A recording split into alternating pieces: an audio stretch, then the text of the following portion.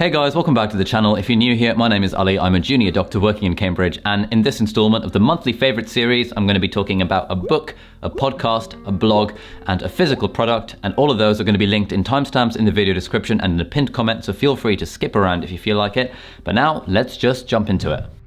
Alright, so before we get started, I just want to say a big thank you to everyone who commented on last month's favorite videos, and I said that I would give away a copy of this book, The Courage to be Disliked, which we talked about in last month's video, and the lucky winner is a guy called Carmen Calzon.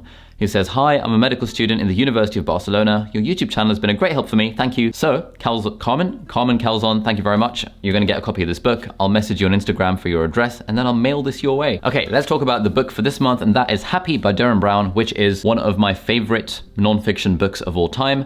Derren Brown, I have been idolizing Derren Brown for the last 10 years of my life.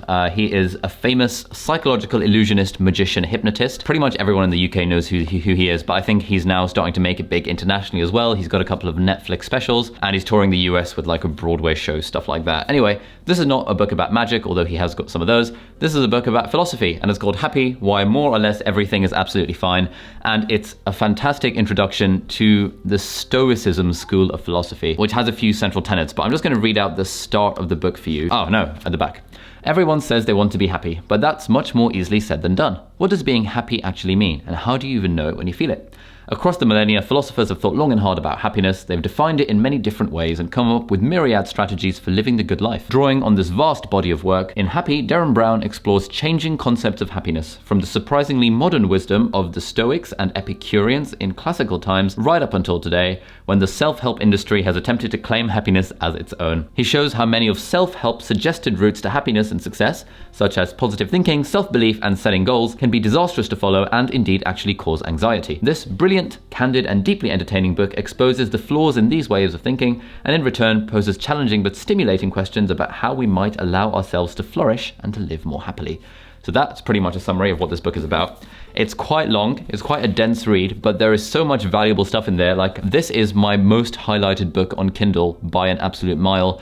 I think second is Atomic Habits by James Clear, which I'll talk about in another one of these videos. But I first read this in 2016 when it came out, and every time I read this book, I gain new insights, new things about happiness. And now whenever anyone asks me anything like, oh, how is it that you appear so, carefree and not very stressed and just generally content most of the time, I point them to this book, which pretty much explains the philosophy that, at least for me, causes me to be happy, content most of the time.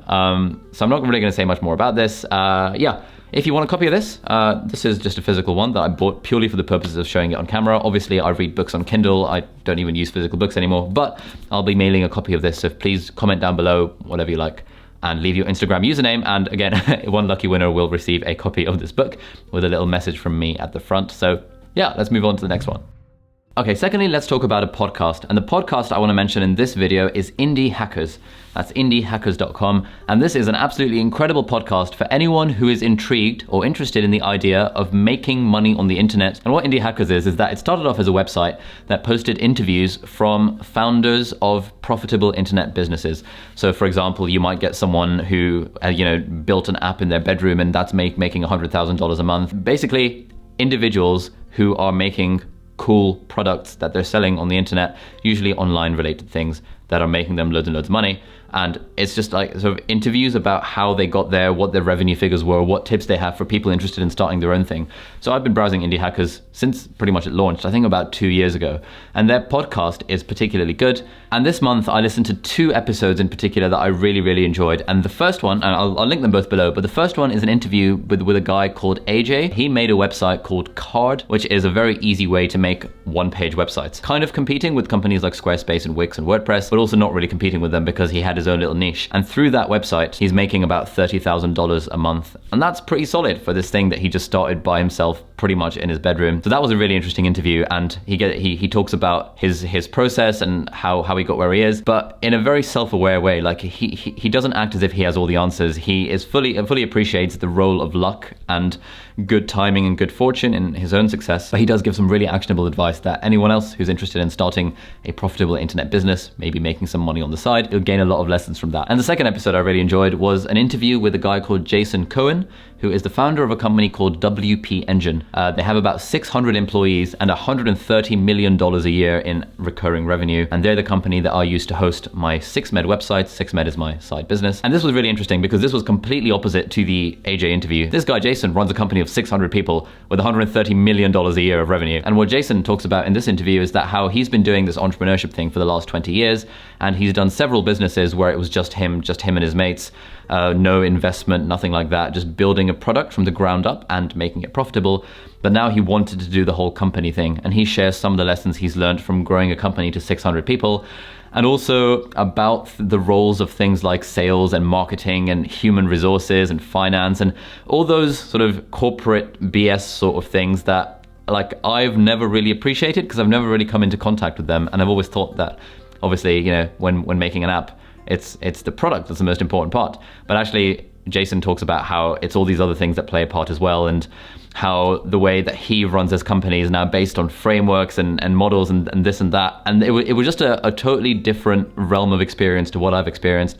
I've been running my own company for the last 6 years, and that's very much been me and my mates running a very small scale operation.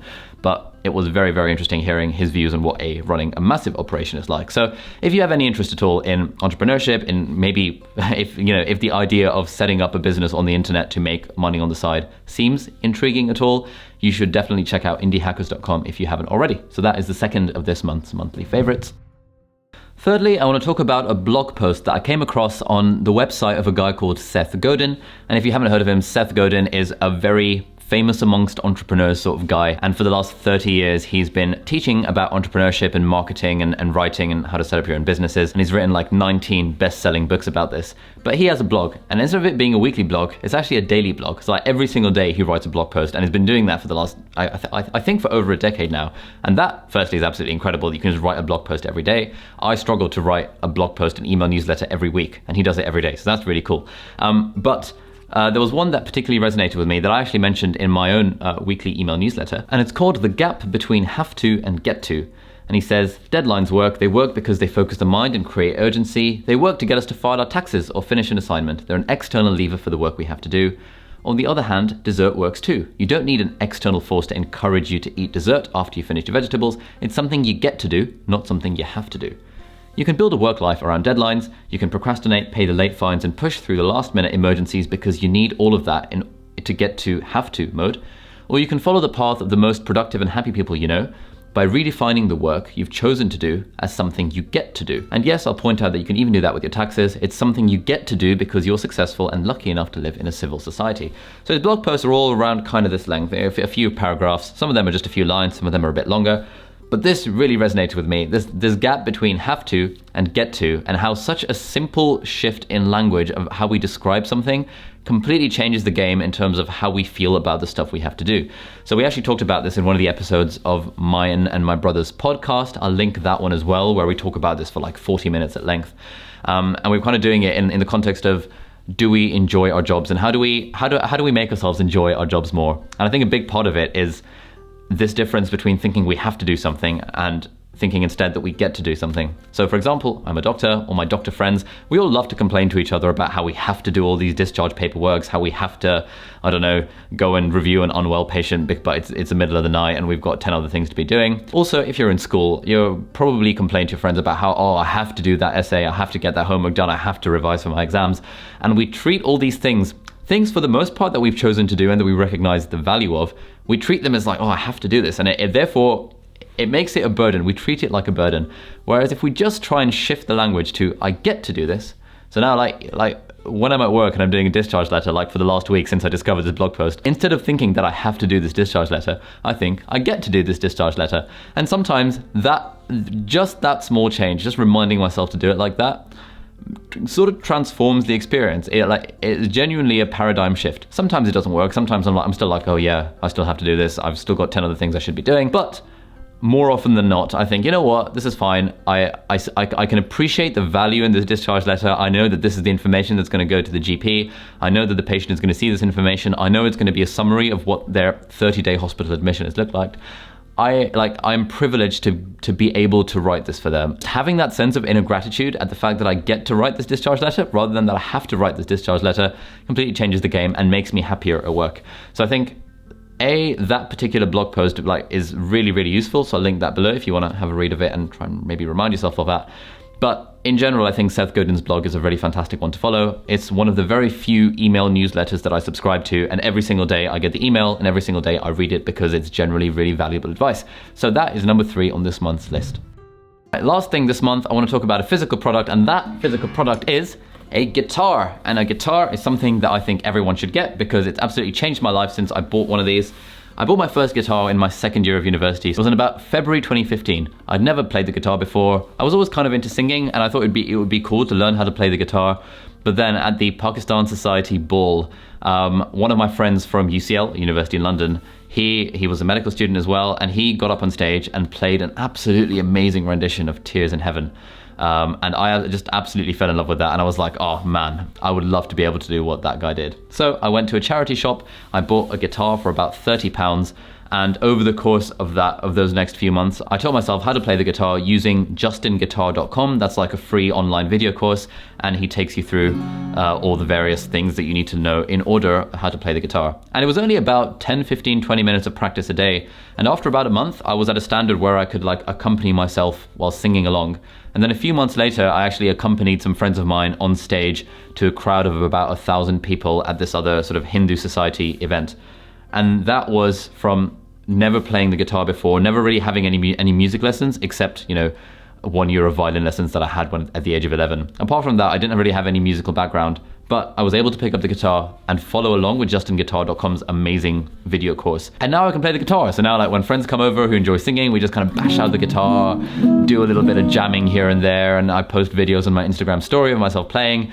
And I've even done busking in Cambridge Town Centre a few times with friends. We've raised some money for the local homeless shelter. And essentially this guitar has added a ton of joy to my life, and it all started because I decided, you know what, I want to learn the guitar. And it's not that hard to learn the guitar. It just takes about 15 minutes a day of practice for about a month.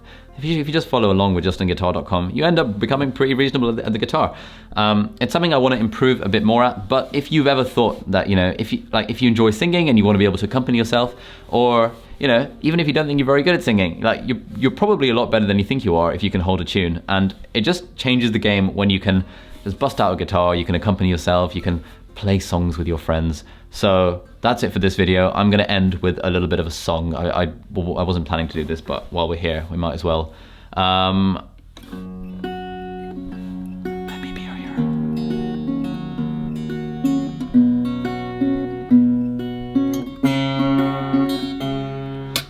Would you dance if I asked you to dance?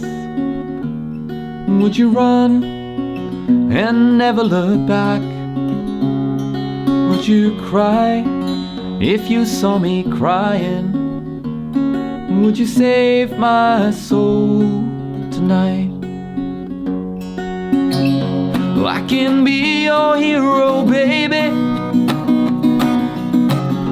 I can kiss away the pain. I will stand by you forever. You can't take my breath away. So yeah, that was just a bit of fun. I've been playing that one in the house recently, just randomly. That was one of the first few things I learned on the guitar, because that sequence just sounded really impressive to me initially, and then when I realized how easy it is to play that, it just blew my mind. But if you've never played the guitar before, you can get to that level of playing guitar easily within a month of 10 minutes of practice every day. It's really not hard at all. I'm not amazing at the guitar, but I can play chords, I can accompany myself, and it's good enough to be able to play on stage. Obviously, it's all a work in progress, but yeah, guitar is a great thing to have and adds a lot of joy to your lives and the life of people around you, and it's just nice. So yeah, that's it for this month's video. Thank you for watching. If you liked the video, please give it a thumbs up. If you haven't subscribed to the channel, then please consider doing so. Have a lovely day, and I'll see you in the next video. Goodbye.